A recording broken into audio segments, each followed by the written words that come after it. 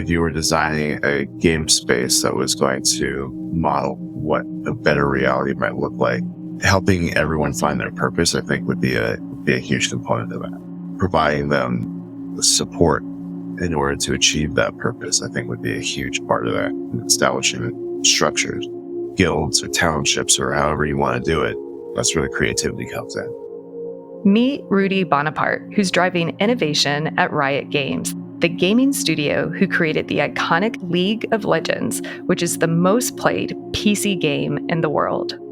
Rudi is a gaming executive with a professional focus on creating systems and spaces that empower creators to do their best work.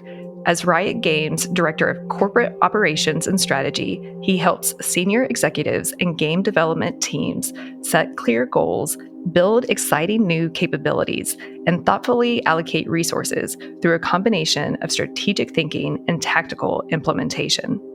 With a new charge in his role, Rudi is tasked with ensuring Riot Games not only designs the most player-focused gaming experiences in the world, but is also the best and most creative place to develop these games. Prior to joining Riot Games, Rudi led strategy and analytics teams at Teach for America and consulted with clients in the tech, telecom, and media industries. He holds a bachelor's degree from Harvard and an MBA from the Kellogg School of Management at Northwestern. AI has many implications for gaming, which sits at the intersection of technology, art, and entertainment.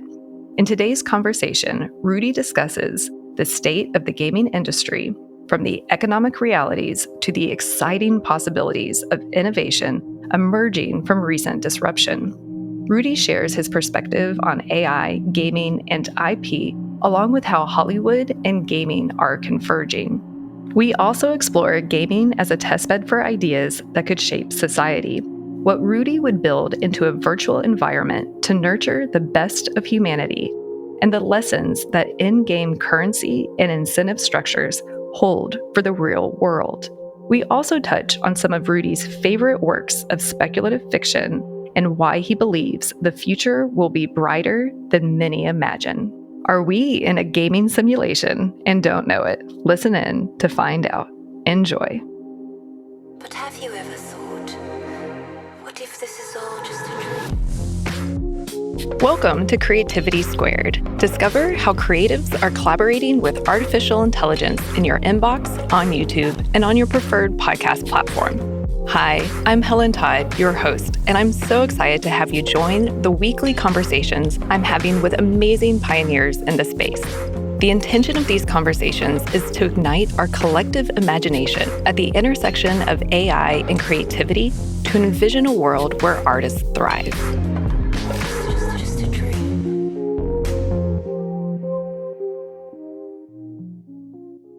Rudi, welcome to Creativity Squared. Thank you. It's so good to have you on the show. Rudi and I have known each other, goodness, I don't even know how many years, since 2016 or 2017. I always enjoy conversations with Rudi. So it's wonderful to get to share those more widely on the podcast today. But one of the conversations we recently had when we last got together in person was, Rudi, are we in a simulation?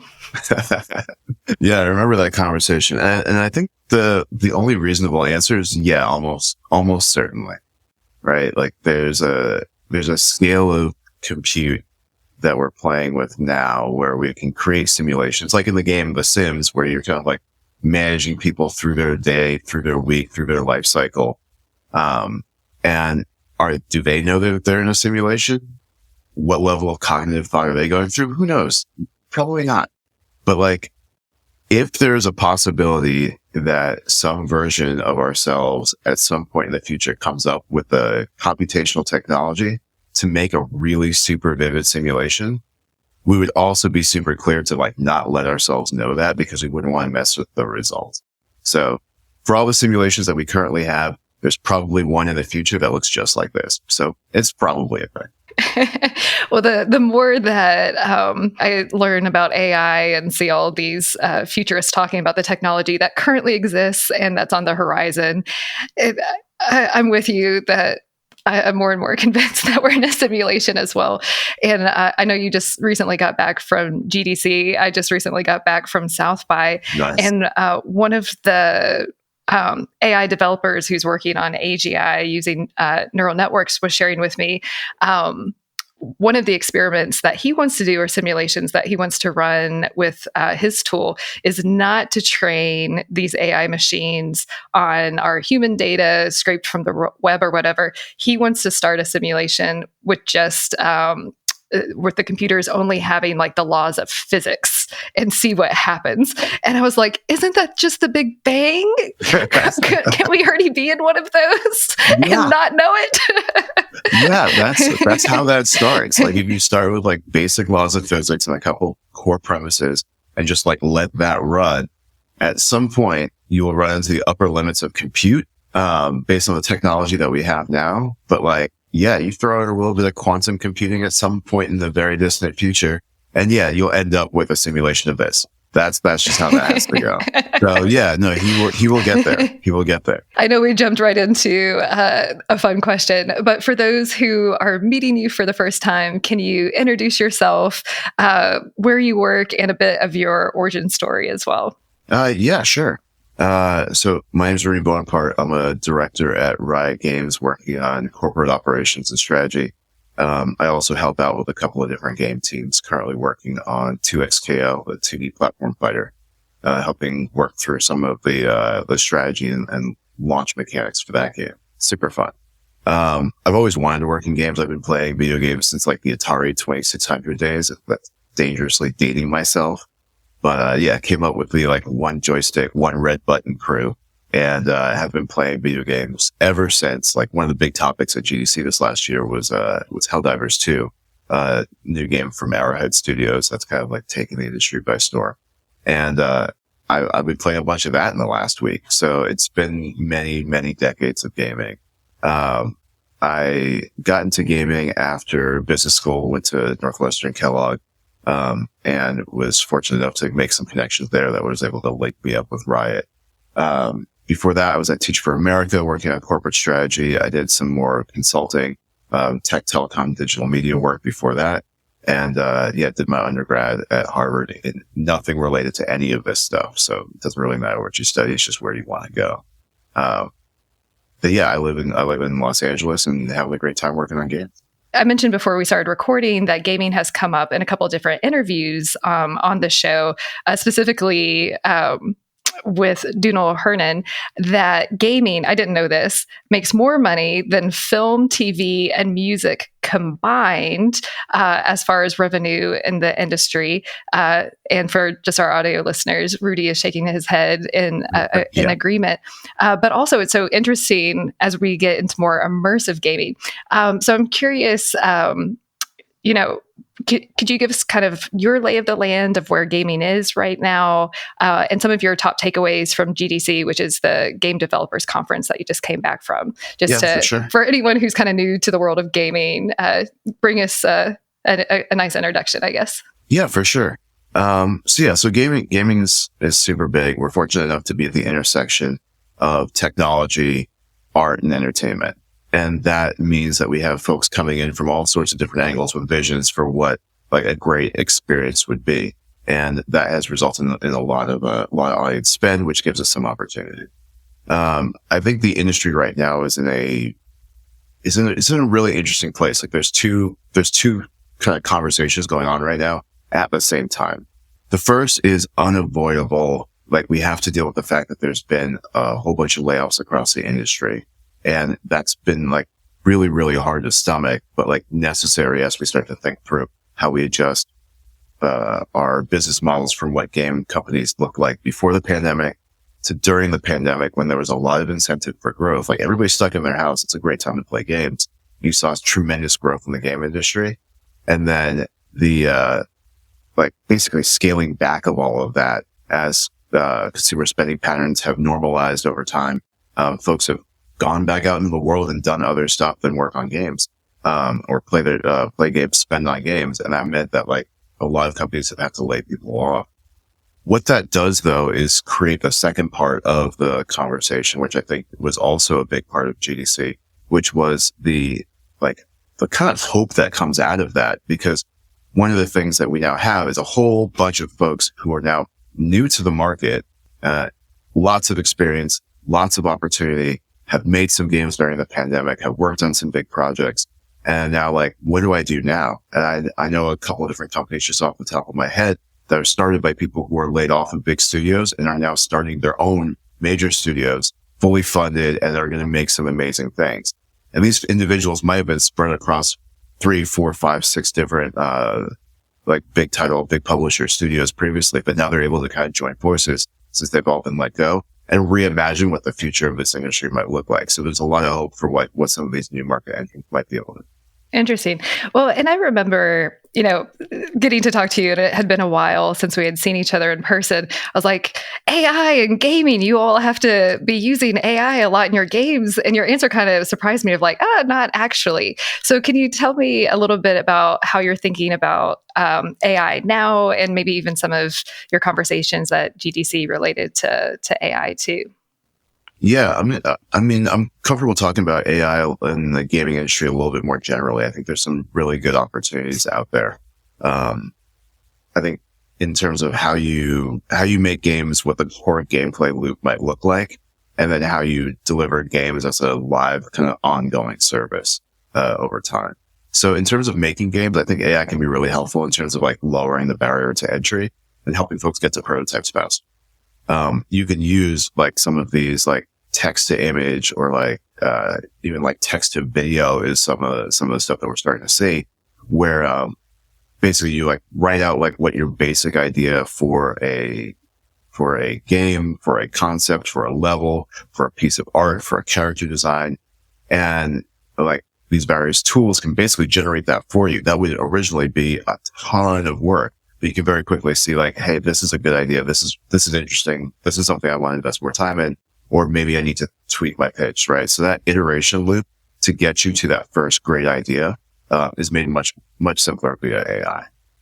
As you go through the production cycle, there's lots of things that AI can help with, like just basic chatbot help with writing code. That's one of the things that I think is going to be super, super disruptive coming up, is that like, saying, hey, I need a passage in C# that does this, C# for random reasons, that does X, and AI can write that, right? There's a company recently that came out with like an AI developer. I think it started with a D. I'm blanking on the name of it at the moment.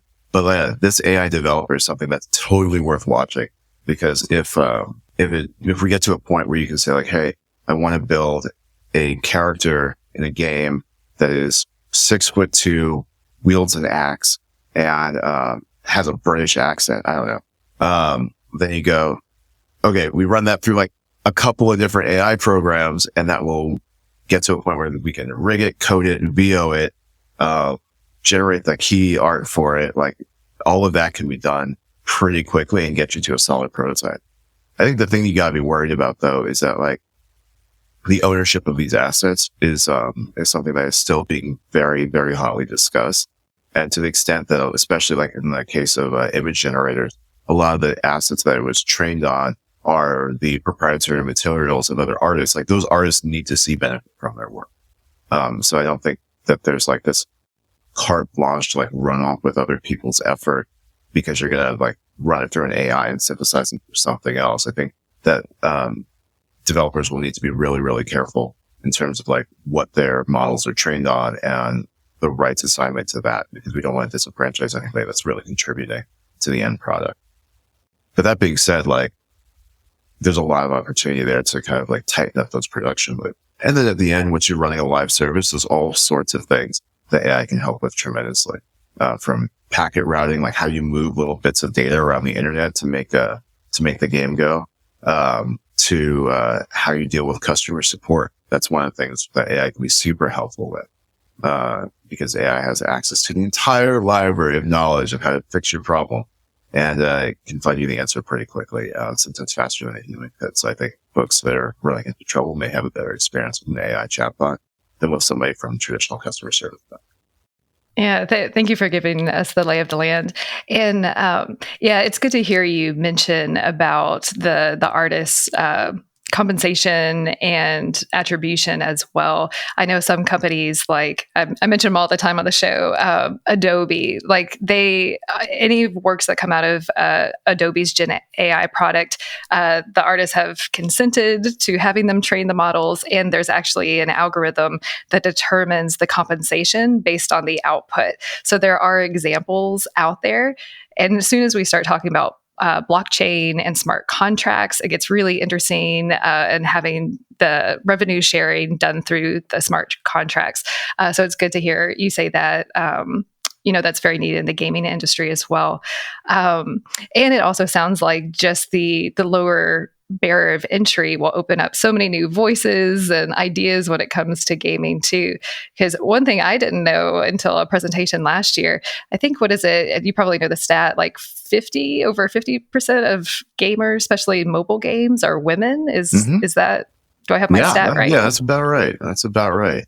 Yeah, particularly in mobile games, like you'll see some difference among gaming platforms, consoles versus PC versus mobile. But yeah, like there's a increasingly broad audience that interacts with games. They may not call themselves gamers. Definitely was in a focus group with somebody who's like, I'm not a gamer. And then we asked them like, okay, well, what do you play? And this one was like, well, I probably spend 6 hours a day on Candy Crush. And I was like, by most definitions, you would qualify as a gamer. I mean, you might not self-identify as a gamer, but I'm pretty sure King, the publisher, thinks you're a gamer. And so like folks are really, diversifying in terms of like who we consider to be somebody that plays games, is a gamer, interacts with this sort of digital interactive medium. Right. And so with that diversity of audience comes a diversity of demand, the types of things that will resonate with them, the stories they want to hear, the characters they want to interact with, the gameplay loops that they want to engage with. And so as you see the barrier to entry decreasing with the support of some of these technologies, you get different creator voices in the mix. And I think that's a super, super important benefit, that we can see more representation, more diverse representation, both in terms of the founders, in terms of the stories that they tell, and in terms of the audiences that they can connect with. It's all really good stuff. And on the convergence of, because you mentioned you sit at the intersection of art, technology, and gaming, it seems like some of these, and I'm not a gamer unless you count Wordle and Scrabble online with my mom. Maybe. But I've seen some of the environments. It almost seems like some of the games are like you're interacting within movie environments where the storylines and narratives and gaming, Hollywood and the gaming environment seem to be converging. Is that something, is that accurate? And do you see that just even expanding more, especially when we talk about immersive and metaverse and all of these types of environments? Yeah. The level of detail that we're able to achieve sometimes is absolutely mind-blowing. I remember the first time I saw the trailer for Cyberpunk 2077 by CD Projekt Red, and your character like wakes up in this junkyard after having an unfortunate accident, and the person that kind of like tells you to wake up and is like lifting you up, it's just Keanu Reeves. They digitized Keanu Reeves and put him in this game, and he voiced it over. They texture map the character Johnny Silverhand. It's just Keanu Reeves. He's acting in this game, and it's a really, really cool experience because you're like, hey, I'm going to go run around with John Wick, and this is going to be amazing. There's another game that came out recently. Actually, it was an expansion to that, which featured Idris Elba, and he does a fantastic job there. We're seeing an increasing amount of like Hollywood talent in games and the technology to support that. Epic's done some really cool stuff with Unreal that is allowing us to play with like light and sound in different ways and getting us to a point where it's really, really hard to tell if you're watching a movie that was rendered in a like multi-million dollar studio or you're just watching a video game. And I think that's super cool. That's one of the benefits of being at the intersection of like tech and art, is that we can use the tech to raise the quality of the art. That's very cool. I feel like I could be a gamer in the future Yeah, I as mean, the movies and the games intersect more. yeah. There was actually a really cool project that Netflix did, Bandersnatch, which was like an interactive movie. If you remember, like the choose your own adventure books that were super popular in like the, again, dating myself, like the 80s and 90s. But like, yeah, as you're going through the narrative of this guy who's developing a game and it's starting to interact with his real world in weird ways, like you can make choices and the user interface for all that exists. And so you're watching a movie, but you have a material impact on how that plays out. And I thought it was a really cool experiment to see from them. And I hope they do more of it in the future. One of my early favorite movies kind of along this front was, I don't know if you remember Clue. I think we have it at my parents' house on VHS still, Nice. but it had like 4 different endings. And I think when it was released in theaters, you may or might have seen the right or the final ending, Yeah. but it gave all 4 or 5 different endings at the end of the VHS. And I was like, that would be such a cool immersive game to have Clue like in a VR environment. So Yeah. if anyone from Hasbro is listening, that's on my wish list. Yeah. There's a lot of like, cool, like VR related experiences, with like escape rooms and things like that.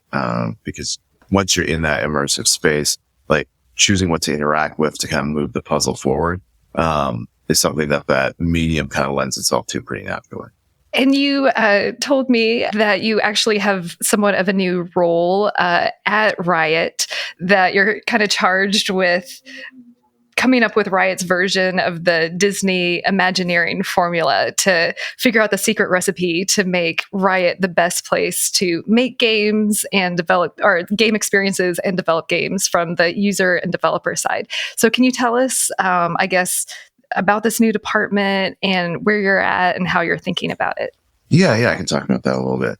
Yeah, I hadn't really thought about it in terms of like its parallels to Imagineering, but it's something interesting to pursue. I think like the remit that I'm working with is that as a company, we want to be particularly focused on making the best possible experiences for players. And that means not just having super compelling gameplay experiences, but also investing in the around the game experiences that make this more than just the game and something that they want to integrate into their lives and share with other folks. And so in a like particularly tangible example, you have League of Legends, the core game that you play, and you might invest some time in that, play with it, play with your friends. But then you've got the LCS, League Championship Series, which is like the esports around that. And like tens of millions of people watch the League Championship finals. It's competitively viewed against like the NBA finals, more people watching World's finals than NBA finals. And like, you've got that experience that you can use to like further enhance your fandom, give you another outlet for interacting with this IP in this world that you enjoy. And then on top of that, we released the Netflix series Arcane, which is a fantastic animated series. The Studio 14 did a bang up job putting that together. And we got some pretty nice recognition for it. And we're super, super excited to bring season 2 later this year. The idea is that like, even if you know nothing about League of Legends, the game, and don't follow the esport, you can watch this animated series and say, oh, that's a cool world. Tell me more. And maybe be attracted to other areas that it interacts with. Right. So with that being a huge chunk of Riot's overall thesis, right? We've got games at the center and then these other experiences that enhance that. We want to make sure that like we're specifically investing and focusing on the things that we're particularly good at. Anybody with like a business school background is going to be like, yeah, you're just looking for your competitive advantage. Yeah. We do a bunch of things right. We do some things really, really well. We do some things like okay, and we can be better at it. Let's start to get really clear on what those are and how we invest in them to make sure we continue to deliver that kind of superlative experience for players.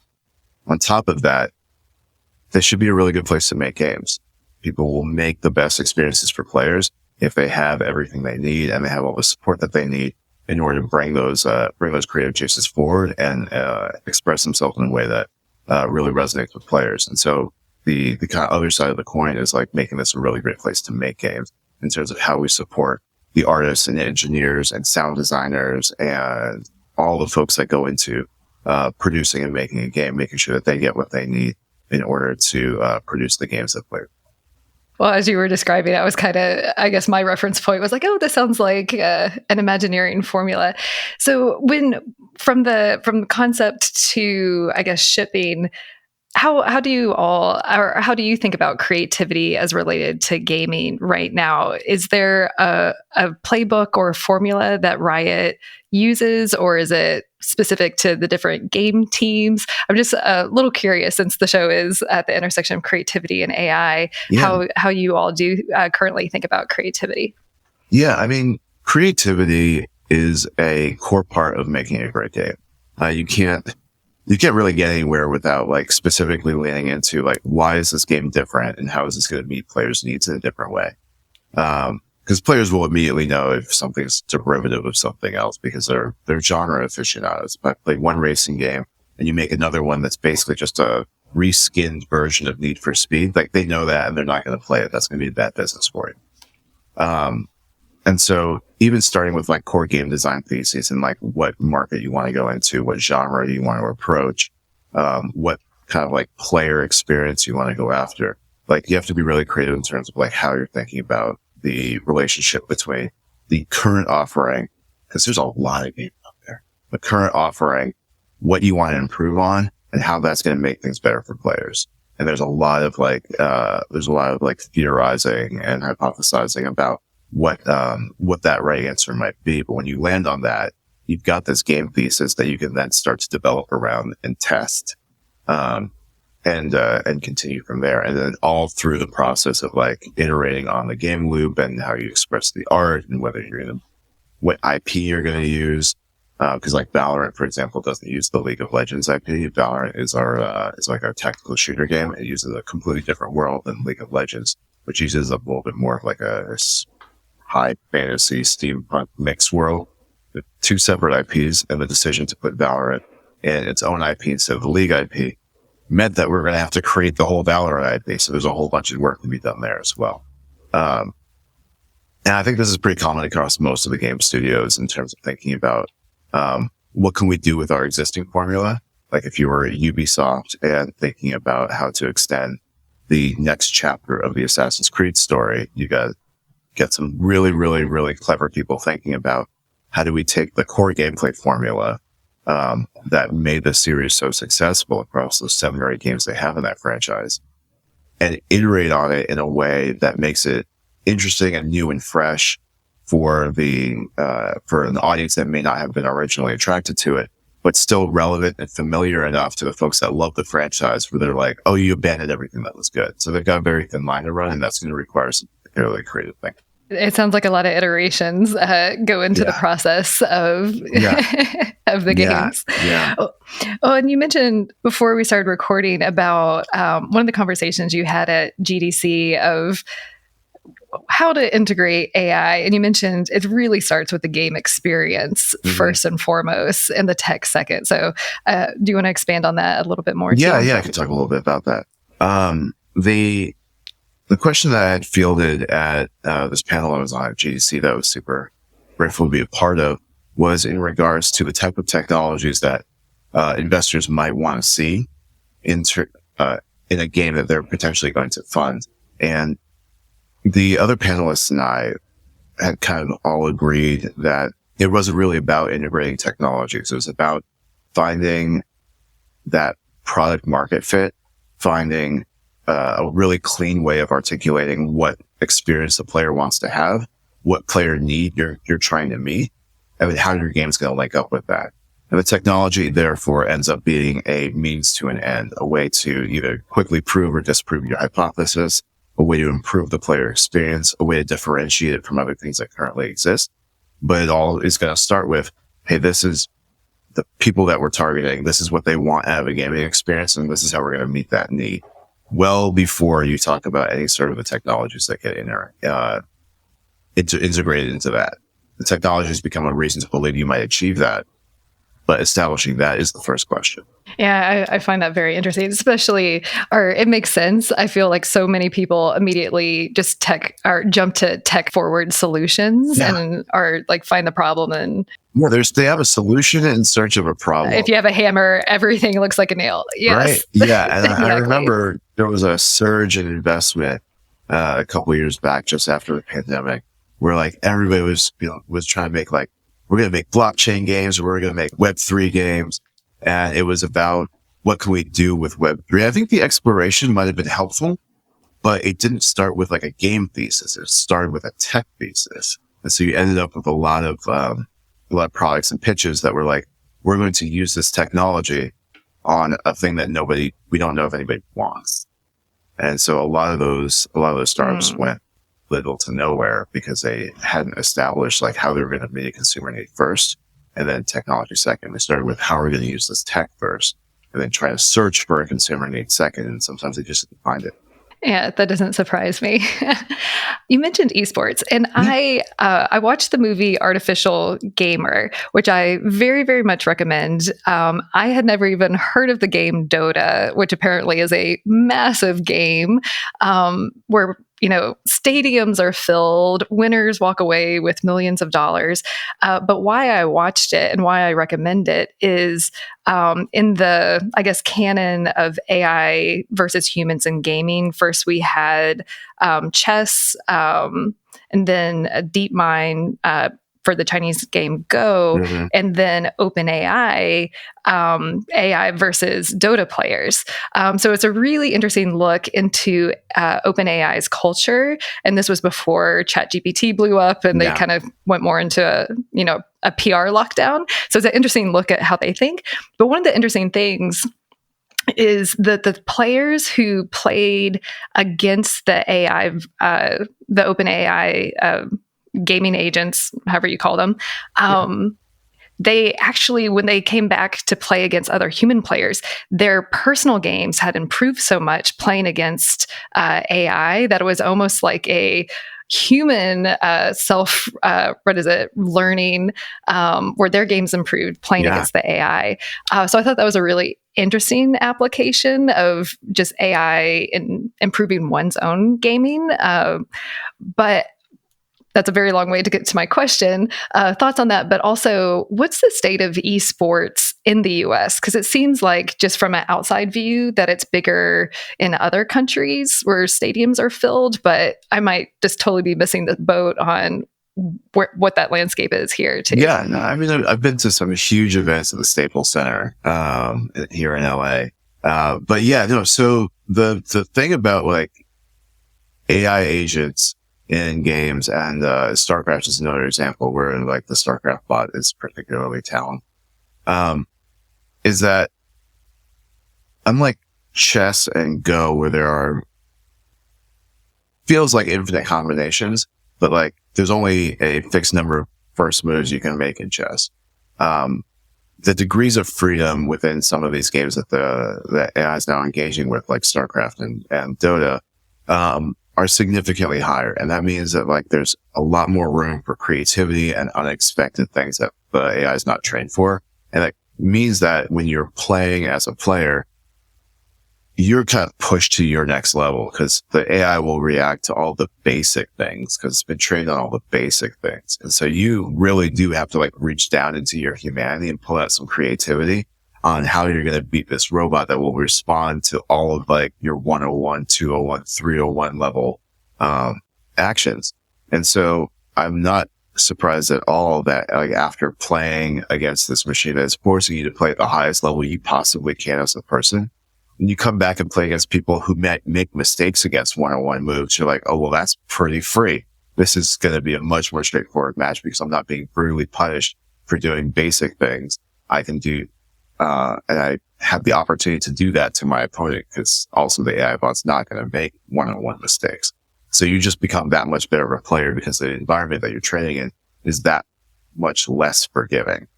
And so once you enter human error on the other side, the game just becomes much easier. I'm not surprised at that outcome at all. But in terms of like the esports market in general, like it's tough. It's tough. Esports is a tough industry to be in. Like I know a lot of companies are still trying to figure out the economics on their side, the economics for teams. Some teams like 100 Thieves, for example, have made a really good transition into more of a lifestyle brand. They still field really good competitors, but like the 100 Thieves, like swag is actually one of the best things they got going. People, the line outside their store when they do a drop is like down the street, around the block. It's all very cool looking. I have some of this stuff myself. And so, yeah, it's a tough place to be in the US, but like I think the underlying like theory for esports is still valid around the world. And that's like watching people participate in this thing that you also do at home at its highest level, learning something and feeling the sense of community that comes from other people that are attached to that. I think that thesis is still valid, and is clearly resonating a little bit more, in the East and in Europe than it is in the West. But, it's still valid here. We just are into different types of sports. It's interestingly differentiated from like football, because like at like, 40 years old, you watch the Super Bowl, but you're not going to get out like there the next day and like go down to the park, put some pads on and like slam yourself against somebody else at like, 15 miles an hour. But like after you watch like the league championships or the Overwatch championships or watch the fighting game tournaments at Evo, you can literally boot up your PlayStation and do that. And like, be like, hey, I just saw this super cool thing. I want to try it. Okay, I'm definitely not that good, but I could be. And, the interaction loop's different. And I think that, that's one of the things that's going to keep esports growing into the future is that accessibility, that immediacy of like, I saw it and I could do it, and I saw it and I. That's cool. Someone at South by introduced me to the idea of taking the excitement and turning it into action, like the potential of capitalizing on excitement and converting it to action. It sounds like that captures that. Yeah, exactly. It's harder to do for traditional sports, but esports offers an opportunity unique in that regard. How you talked about, your game improving by playing AI agents, I think is really interesting insight into how AI can help with personal development in general, no matter if it's writing or what the task is, that whether you're competing with yourself or with an AI agent that's forcing you to perform at your best, that there's a lot of interesting implications with that. But one thing that I'm excited to talk to you about that we started scratching the surface with when we saw each other last was gaming as a place to test bed ideas for potential future societies and whatnot. Yeah. I've mentioned on the show all the time, that we want to, co-create the world that we want to live in. However, I don't think that there's a very clear, definitive vision of where we want to go. What does it actually look like to have AI amplify the best of human potential? Like, what does that actually look like? And it seems like within gaming, we already know so much, which I'll let you speak to, Rudi, in terms of the economics of gaming, but also just using it to test ideas before bringing them out into the real life. So I'm super excited because we talk about envisioning the future all the time. Mm-hmm. And this is a great way to iterate and test ideas. So I'll just hand over the mic to you to kind of just share your initial thoughts on this topic. Yeah. There's a lot that you can learn about people from watching them interact in games. Because there's a certain like escapism inherent in most games, where either the rules of physics are different, the rule of law is different. There's rules of magic sometimes, depending on the game that you're talking about, right? So there's lots of different ways that you can interact. And when you give people certain tools and take away other tools, watching how they interact can give you some really interesting insights into how people think. When you multiply that across a group of people in a shared space like a World of Warcraft or any other sort of like massive multiplayer role-playing game, MMORPG like that, societies form, guilds form, which is like a collection of players that share objectives and like want to hang together. Those guilds develop social structures, guild leaders, they build schedules, they have a way of distributing the spoils of their adventures across the team, either equitably or inequitably, and what you can get away with depends on who's in charge of the guild and things like that. And so a lot of the social structures that you might have seen like in earlier versions of humanity exist within games just because like people have a inherent need to self-organize when a bunch of people want something and they realize it's in their interest to work together than it is to try to go it alone. Now what gets super interesting is the way in which like virtual worlds can then start to play with the rules around which these societies interact in order to either like incentivize different outcomes or disincentivize particular types of behavior. I think one of the biggest examples of this and like the most like vibrant examples of this is the EVE Online world. EVE's a massive multiplayer online game that takes place across like I don't know, hundreds of star systems. It's space-based, right? And you've got your individual starship, but like players will organize themselves into smaller companies. Companies will organize themselves into corporations, and corporations will organize themselves into these massive alliances that span hundreds or thousands of people, all working together in this organization's best interest. And the politics that come out of that, the like amazing narratives of like, hey, so and so tried to like defraud this other bank so that they could get a whole bunch of currency out of this one corporation before they defected to a different corporation. Like there's some like very like Tom Clancy stuff going on, some John Grissom stuff going on in terms of like the legal battles that ensue. All player organized, right? All player organized. The developers aren't involved in any of that at all. They just set the stage, right? And let people work through this sandbox. I remember I had the opportunity to talk with one of the economic designers from this game at one point. Super fascinating guy. And he said that you can make modifications to the political structure of the whole galaxy by changing the price of copper, right? So copper is one of the materials that you'll need to build starship components, and that adds up to like the fleets that these companies have, that these player alliances have. But if you tweak the amount of copper available in the world, the economic trickle-down effects of that play out the way you'd expect them to in real life in terms of the interaction between supply and demand functions, which means that resource wars will start over like some resources that become particularly scarce or money-making opportunities so you can purchase the resource. All of those sorts of interactions that you would expect to see in the real world about people struggling for resources or trying to gain the upper hand in particular markets. All of those play out in this digital world, but it's not constrained by like the reality of like, you know, how much, silicon is available on planet Earth. Because it's a game, you can just decide how much silicon you want to have in the galaxy and tweak that. And so that sandbox opportunity, makes for some really, really interesting stories about how people self-organize. I just find the whole thing super fascinating. So let me know if I went off on a random. No, I find it super fascinating too. And I think one thing that just struck me when we first originally talked about this, and also kind of came through in what you're discussing, is that we're such creatures that are based on incentives, whether that's pleasure, pain, or whatever. And you see that so heightened, I mean, in the real world, but in games as well, like the gamification and the incentives to motivate behavior one way or another, which I think is just interesting from a marketing standpoint, from a gaming standpoint, but we're very interesting creatures in that regard. Yeah. I mean, people respond to either the pursuit of pleasure or the avoidance of pain. And I think a lot of everything else basically permutates from that.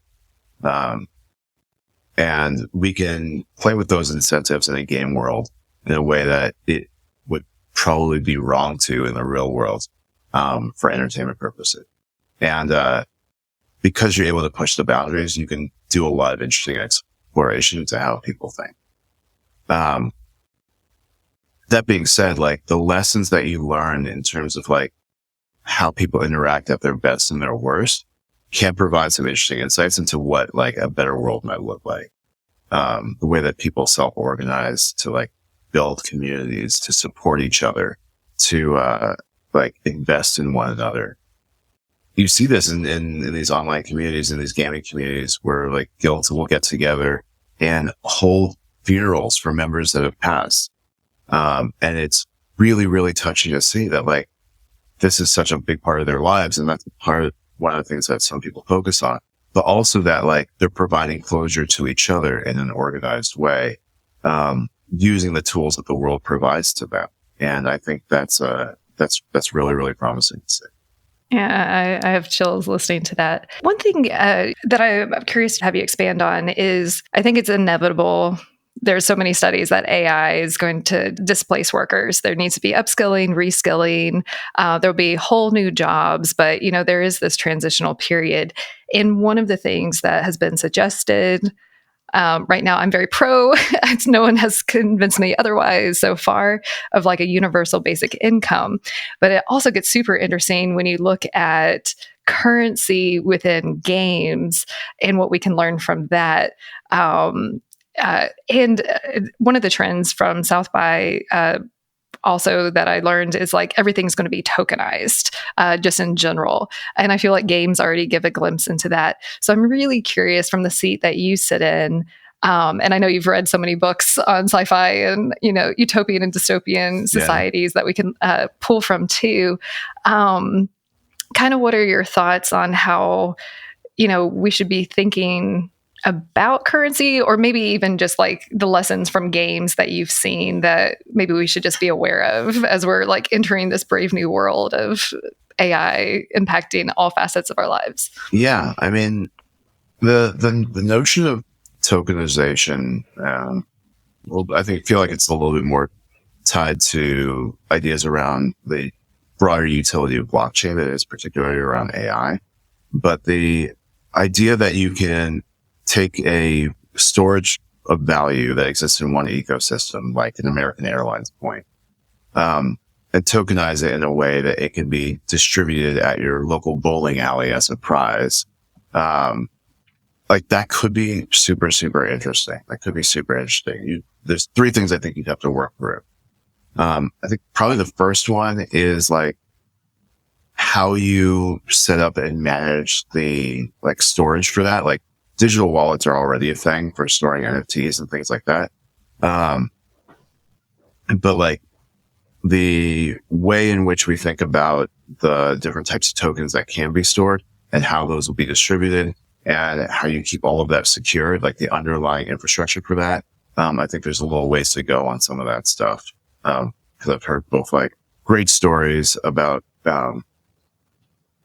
folks able to specifically like think through some of the problems related to that. But then I've also heard horror stories of people just being completely disenfranchised by the fact that they couldn't get back into it. So that one's already super tricky. I think the second thing that we'll probably have to think through is like what to tokenize. And this is one of the things that like you definitely see coming up in the game is, especially live service games like League of Legends, like Fortnite and things like that, is that you purchase in-game currency with real world currency.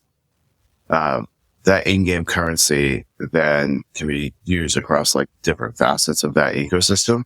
But when you start saying, okay, well, we're going to move it between ecosystems, like you take a League of Legends Riot point and like use it on, on Destiny for Destiny Silver. The implications of moving that over and the underlying structures for like revenue sharing and what that means for the production value of things in one ecosystem versus another.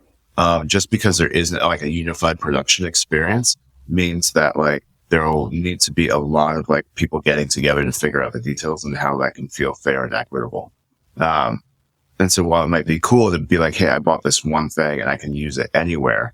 The value of that thing and the price that you bought it for is unique to that context in which you acquired it. And I think that, just making sure that dispensing of that in another digital ecosystem feels like equitable is going to be trickier than not. But yeah, it's a super interesting space to play in because I think that there's a lot of folks looking at the idea that, there's just too many walled gardens, amongst the different types of points you can accrue, the different types of like credit you can accrue. And if there was one more unified, then, things might be better. But the reason that there are different things is because there's different underlying economic structures below them. And so it's one of those things where like, we didn't have to spend significant effort to unify the underlying economic structures before we can unify the currency that represents. So if you were to start an experiment to test a potential, and I know some guests on the show don't even like the word utopian, as it's like not realistic whatsoever, but for the lack, we're recording on Friday, for lack of a better word, a more utopian leaning society, what would be some elements that you would put into a test bed? I'm curious your thoughts on this front. Yeah, I mean, this is one where like the definition of terms is super important. Like how we deciding what we mean by utopia. I think that's going to be the first problem you're going to run into. Is like defining utopia. Utopia for whom? We already talked about like how valuable like the diversity of perspectives and values is. It's like just a part of the gaming experience, but I also think it's valuable to the species. And alongside that comes with the notion that we'll have different ideas on what utopia looks like, right? And so like the Eastern utopia versus the African utopia versus the Western utopia are going to be three different things. Like the utopia for somebody coming from Delhi is going to look different than the utopia for somebody coming from Chicago. One of the things that is going to be super worth figuring out is like, what does good enough for everybody look like? Because I don't think we'll be able to hit the upper maximums of everyone's utility at the same time, just because of the diversity of what we want. Right. And so on a scale of 1 to 10, what's like a solid 3.5, 4, 5 for everyone? Because we're not going to end up 10 out of 10 for everyone. That seems impractical. If we're going to start to then try to figure out what that looks like in a gaming sense, there are like fundamental human needs that you want the game to tap into and design around those, like a need for connection, a need for, and we're skipping like the bottom of Maslow's hierarchy because you're in a digital space. So like, you know, your need for food, is not something that we're going to design the game around. If you're doing this, although there are games that utilize those mechanics to great success. Like the good Wi-Fi is like the first rung on Maslow's hierarchy on this level. I mean, like yeah, good absolutely. Wi-Fi. Like a solid TCP/IP connection is going to be very, very high on the list somewhere. But yeah, like a need for purpose, a need for and like a way in which you provide purpose to the individuals in the space. Like there's a thing to do. Sometimes people fall by the wayside when they feel directionless. They get distracted by things that they shouldn't get distracted by because they're not being pulled in a direction that is better for them and better for the people around them. And so like if you were designing a game space that was going to model what a better reality might look like, helping everyone find their purpose, I think would be a huge component of that. Providing them support in order to achieve that purpose, I think would be a huge part of that. Establishing structures, guilds or townships or however you want to do it. That's where the creativity comes in. But when you found your purpose in this digital space, being able to find people who are like you, people who are different than you, but can help you, that community and that support, I think is something that you'd absolutely have to design around. And then like most good games of this type, some sense of progression, I think might be the third one I'd lean on. The sense that you're going somewhere with it, that you're getting somewhere and that like things are getting better. Because I think like that notion of like hope and hope realization is fundamentally human as well. And in a directionally utopian digital society, like people need to feel like there's a reason to do what they're doing and that it's all going somewhere. It all matters. I think you just hit the nail on the head of so many issues in our current society, and especially if, I shouldn't even say if, like when so many people get displaced, especially here in the US, so much of our meaning that we have is tied to our work and what we do. And, you know, as jobs get displaced and change, I think that's going to be one of the biggest questions of our time of how we find meaning and purpose, which is one of the core things that you mentioned in this simulation. Yeah, I totally agree. You mentioned a couple of interesting books. Let's see, from our conversation, Down and Out in the Magic Kingdom. Yeah, that was well. The I, Robot by Asimov and What We Owe Each Other. So I didn't know if there if there were any certain sci-fi books, because I know you referenced a lot that you want to share with us today that's kind of informed some of your thinking about your game design or ideas around this. Yeah, no, I mean, there's a lot of really great books across game design and philosophy and science fiction and all sorts of things. And that's one of the great things I think about science fiction is that it allows you to explore these ideas and kind of play these hands out just to see what it'd be like. Most of William Gibson's work is super, super fascinating. Love Neuromancer and everything that came after it. I kind of want to peek at my bookshelf. Yeah. Okay. So, Robert Heinlein's Starship Troopers is super, super interesting. It's completely different than the movie. The movie is like intentionally farcical, but the book itself is a little bit more of a political treatise about like the meaning of citizenship and things like that, and like what it means to belong in society. I think that's super powerful. Scanlon's What We Owe to Each Other. That was one of the books that kind of underpinned the plot line of The Good Place, which was the Kristen Bell show. That was really, really good.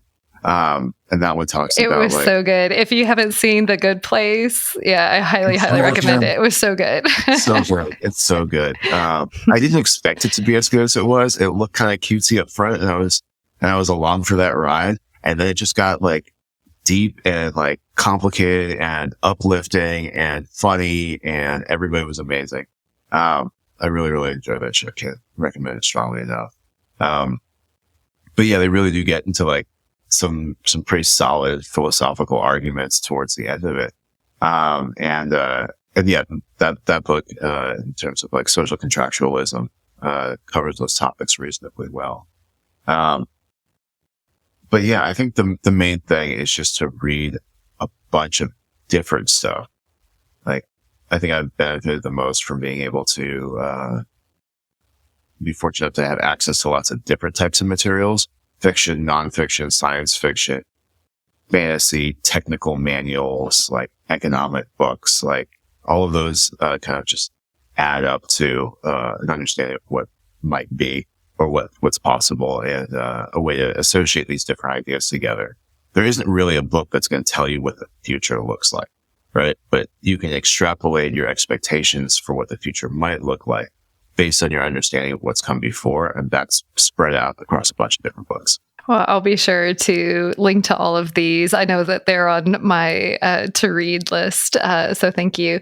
And yeah, the Good Place, it's like a fun show that explores philosophical questions and quandaries and whatnot. So it's so good. I think it won like best show of the decade or something by Time Magazine. Yeah, I could see it. Yep. I could see it. Oh, one thing that I'd like to ask all of my guests is if you want our viewers and listeners to remember only one thing from our conversation today or in general, what's that one thing that you want them to walk away with? I think the main thing that I'd want to express is that I think the future is going to be brighter than we give ourselves credit for. People are usually very attuned to the like threats and risks in their environment because, yeah, that's how we survive. But it's worth leaving some room for hope because there's a lot of really cool stuff that's coming out. There's a lot of really cool opportunities for people to do and be more. And so just like leaving some space in your head and some space in your heart for that sort of stuff, I think it's going to be super important. Well, that is such a great note to end today's conversation on. Rudi, thank you so much for your time and sharing all of your thoughts and insights with us. It has been an absolute pleasure. So thank you. Yeah, always a pleasure, Helen. Thank you for spending some time with us today. We're just getting started and would love your support. Subscribe to Creativity Squared on your preferred podcast platform and leave a review. It really helps. And I'd love to hear your feedback. What topics are you thinking about and want to dive into more? I invite you to visit creativitysquared.com to let me know. And while you're there, be sure to sign up for our free weekly newsletter so you can easily stay on top of all the latest news at the intersection of AI and creativity.